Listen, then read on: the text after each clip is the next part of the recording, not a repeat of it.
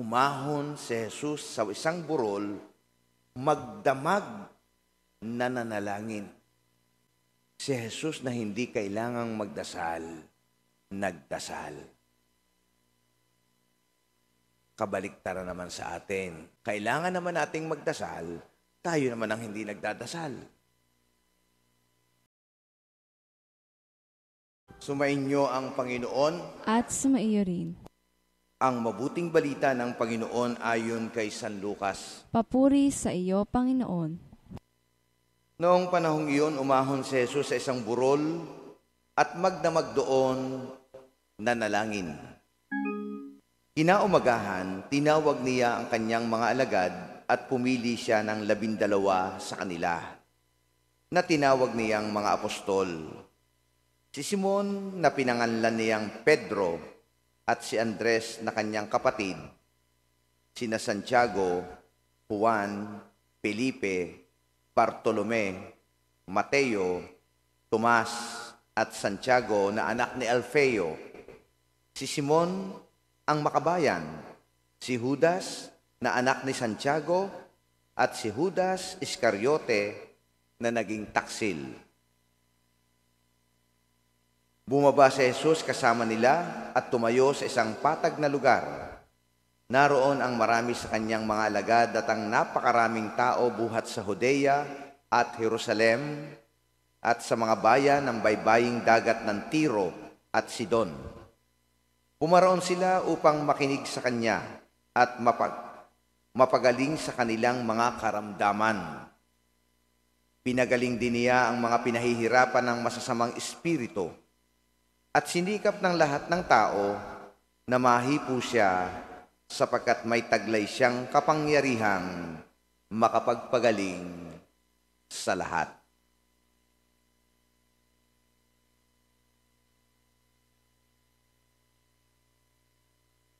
Mga kapanalig, ang mabuting balita ng ating kaligtasan. Pinupuri ka namin, Panginoong Hesukristo. Magandang umaga po sa inyong lahat at nagpapatuloy po ang ating pagsisiyam sa karangalan ng mahal na Birhen Dolorosa, Our Lady of Sorrows, na yan din po ang patron ng Dolores, Quezon. Kaya nga yun ni Dolores Dolores, Sorrows. Yan ho ang ating pinagdiriwang at yan ho ay dati, yan ho ang pinipintakasi ng mga OFW. Pero dumating po sa punto na si San Lorenzo Ruiz pala ang patron ng mga OFW dito sa Pilipinas. Po. So, yun ho. Ngayon ho, ay di si Mama Mary, ang mahal na Birhen Dolorosa, ay di, yan, dyan na lang. At ang atin hong hinihingi sa kanya, ang ating makikita sa kanya, ay yung pagdamay niya sa ating kapighatian, sa ating kalungkutan, at nakikita naman natin yan, na talagang ang Diyos ay hindi nagpapabaya sa atin. Lagi tayong dinadamayan.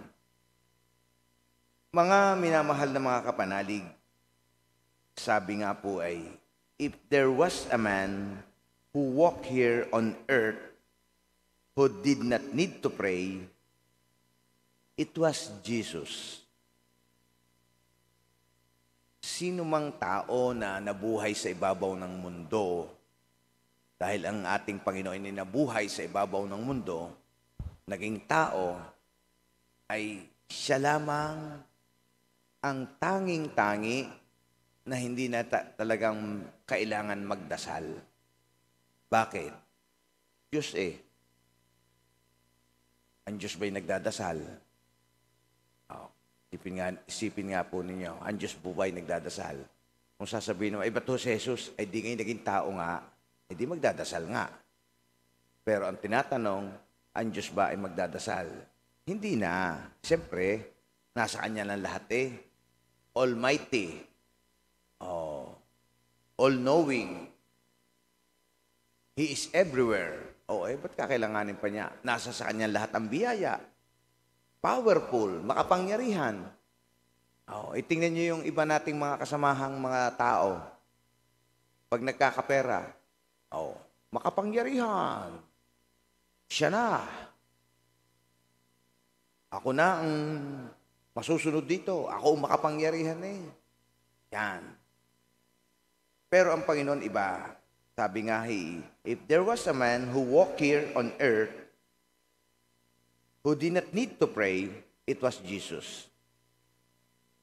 Jesus did not have to pray. He is God and man. Yan. Siya ho ay Diyos at tao. Hindi na niya kailangan yun. Pero, sa ating narinig na mabuting balita, umahon si Jesus sa isang burol at magdamag doong nanalangin. Umahon si Jesus sa isang burol, magdamag na nanalangin. Isip-isipin na lang yun. Anak ng Diyos, ikalawang persona, sa tatlong persona, ay umakyat pa ng bundok at nanalangin. Yan. Yun ang ating nakikita dito. It was said to have gone, or Jesus was said to have gone to the mountain and prayed, spending the night in communion with God. Jesus, who did not have to pray, pray. Si Jesus na hindi kailangang magdasal, nagdasal. Kabaliktaran naman sa atin. The opposite is true with us. Kailangan naman nating magdasal, tayo naman ang hindi nagdadasal.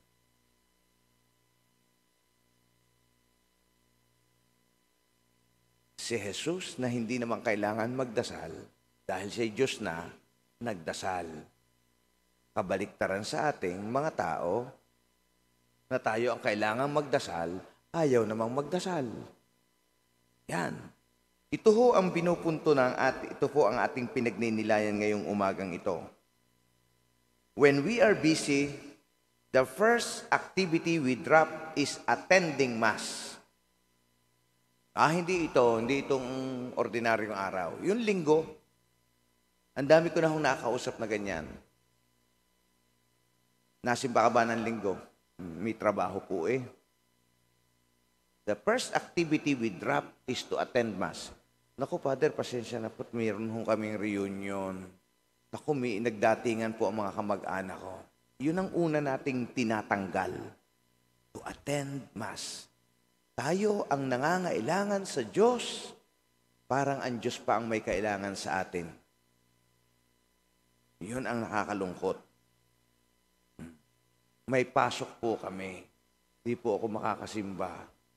Ang amin hong trabaho, meron po akong trabaho pag linggo. Yan. Busy daw eh. Pagka naman estudyante, ay di yun.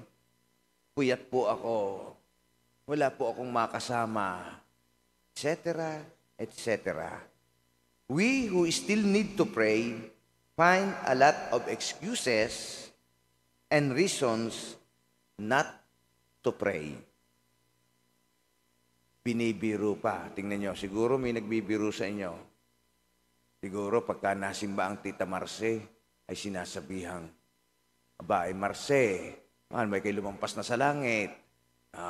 Oy, baby, baka naman ikaw suko na sa langit mayat maya ka na lang nagdasal, mayat maya ka na sumimba.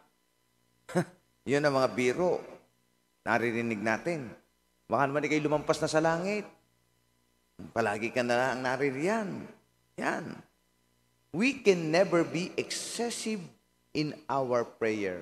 Bakit? Lagi nating kailangang magdasal. Failure to pray, ayan ho ay magdadala sa atin sa hindi maganda. Ay bakit to, Father, yun hindi nagdadasal? Kayaman pa. Madami pang pera. Sila pa sinuswerte. Mantalang kami. Oh, yag-yag kami lagi dito. Ulanit arawin. Wala pa rin. Wala pa rin. Sometimes, ang Diyos, hindi nyo talaga maiintindihan ang kaisipan ng Diyos. Hindi natin abot. May diskarte ang Diyos na hindi natin diskarte. Ang naiisip natin ay di kung ano na lamang ang narito sa harapan natin. Pero ang Diyos, malawak ang kanyang kaisipan. Kaya the best thing to do ng tao, sunod lang tayo. Kung anong dumating, salamat po. Kung may pagsubok, harapin. Harapin. Kagahapon ako nakikinig doon sa, wala akong mapakinggan na, may ini-interview yung artista si Abunda. Si Abunda. Naman ako nakapakinig doon kay Abunda wala na akong magawa talaga Okay, kasi naglalaba ako kahapon hindi maniwala ang mga reo naglalaba. Aba saka wala na ng pera natanggap na ng labada. Hindi nagbibiro lamang po. Ako'y naglalaba. Tini-interview ni Abunda yung isang artista. Artista talaga, sikat. Hindi ko na lang sasabihin sa inyo. Natanong na paano mo inaayos ang iyong buhay?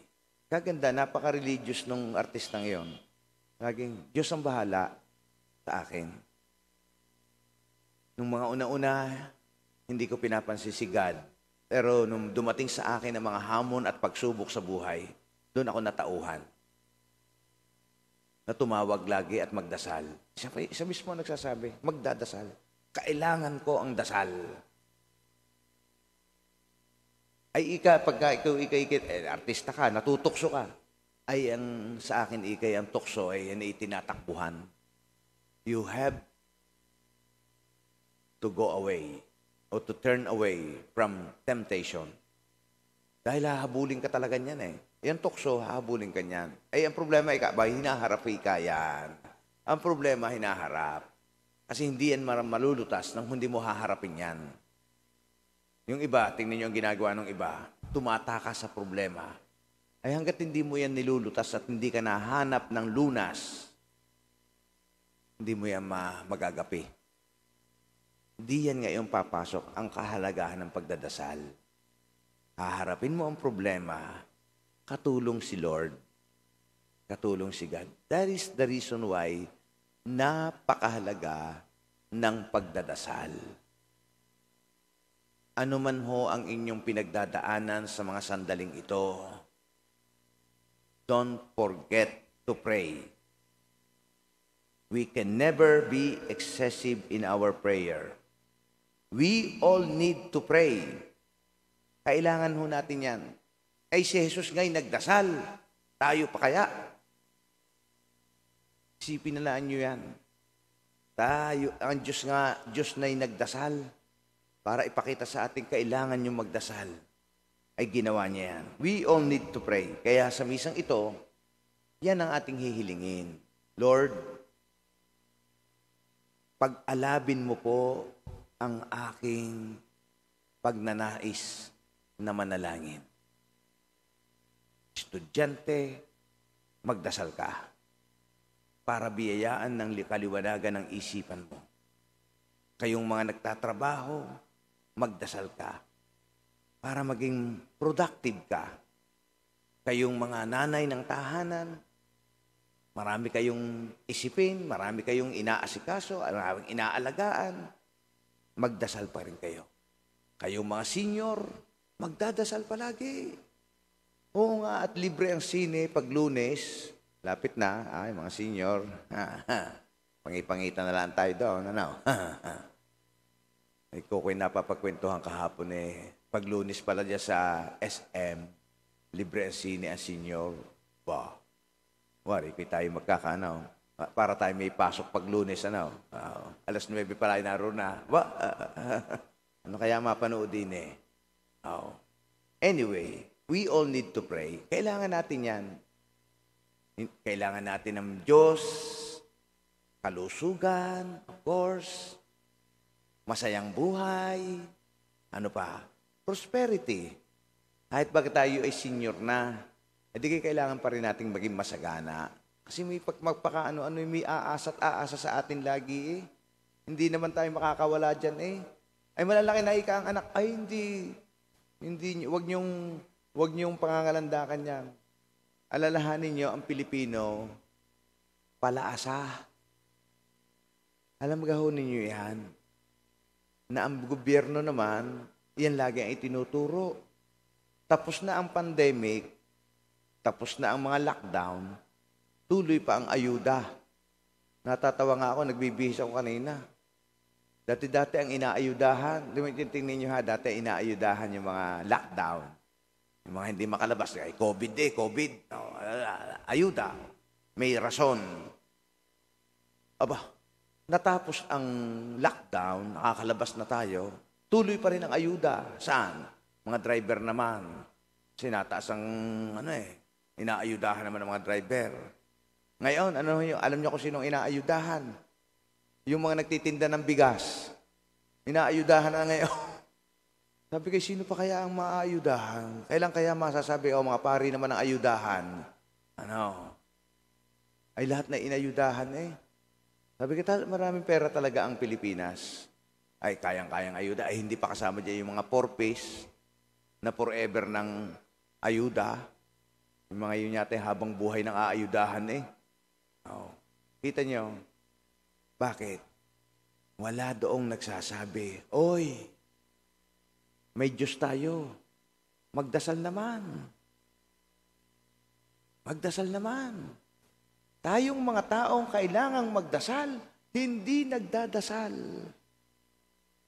Daig pa tayo ng Diyos na hindi kailangan ng dasal, nagdasal. Yan ang iniiwan pong aral nito. Magdasal, umasa lagi sa Diyos.